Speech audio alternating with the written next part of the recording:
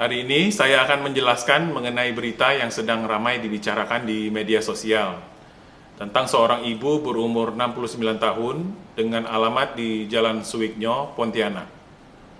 Ibu ini sudah meninggal dunia pada tanggal 21 Maret tahun 2020 di Rumah Sakit Sudarso, Pontianak. Riwayatnya, tanggal 13 Maret, ibu ini mulai demam, batuk, dan sesak napas. Pergi berobat, kemudian pada tanggal 20 Maret tidak ada perubahan, sehingga ibu ini dirawat di Rumah Sakit Dr. Sudarso di Pontianak dan masuk dalam kriteria pasien dalam pengawasan. Dinas Kesehatan melakukan pengambilan sampel spesimen nasofaring terhadap almarhumah, kemudian dikirim ke Jakarta. Pada tanggal 21 Maret, almarhumah meninggal dunia.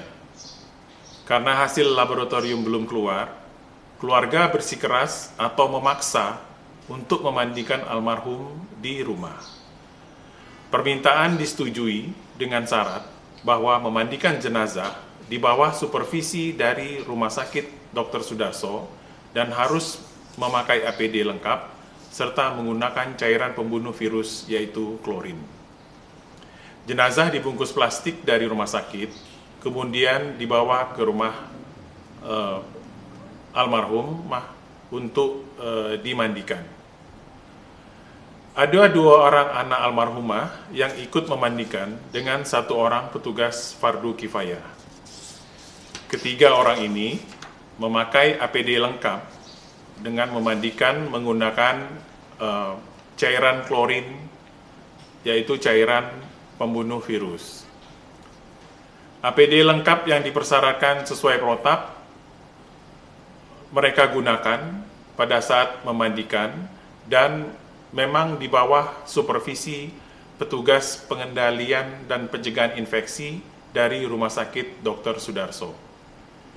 Setelah memandikan jenazah, tempat memandikan jenazah kemudian juga disiram dengan cairan klorin ini.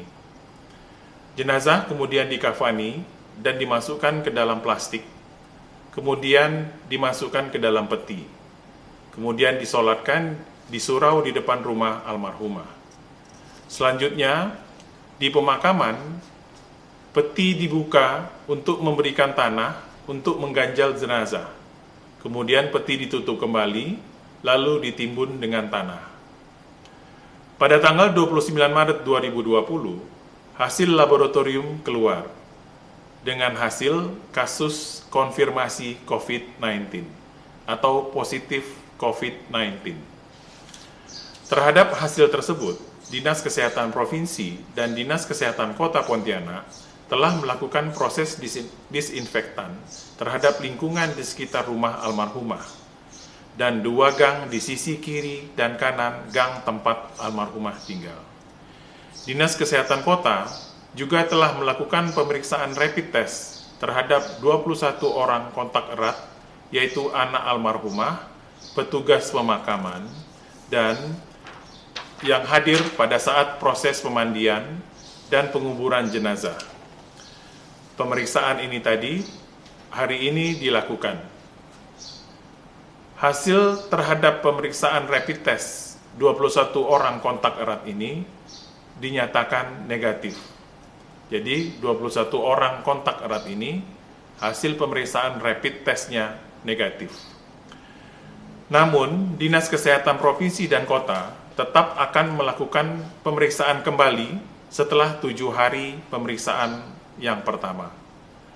Dinas Kesehatan Kota dan Provinsi terus melacak siapa saja yang kontak erat dengan almarhumah, baik pada saat proses pemandian dan pemakaman jenazah, maupun yang kontak dengan almarhumah selama 14 hari sebelum almarhumah sakit.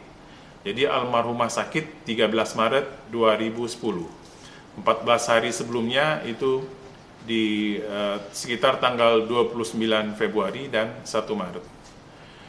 Bagi anggota masyarakat yang merasa kontak erat dengan almarhumah, maka diharapkan dapat menghubungi Dinas Kesehatan Kota atau Dinas Kesehatan Provinsi untuk kemudian akan kami lakukan pemeriksaan kesehatan dan akan dites dengan rapid test COVID-19. Masyarakat yang kontak dapat menghubungi WhatsApp Posko COVID-19 di nomor 0812 92 119 119. Dengan adanya kasus ini, saya mengharapkan masyarakat tidak panik. Jadi kalau memang ada nanti yang kontak erat, silahkan menghubungi Dinas Kesehatan Kota Pontianak maupun Dinas Kesehatan Provinsi Kalimantan Barat. Diharapkan masyarakat tetap tinggal di rumah, tidak melakukan aktivitas di luar rumah, kecuali untuk hal-hal yang sangat penting. Saya juga mengharapkan agar masyarakat rajin melakukan cuci tangan, makan makanan yang bergizi, diet seimbang, banyak makan buah dan sayur, istirahat yang cukup, olahraga yang cukup di halaman rumah.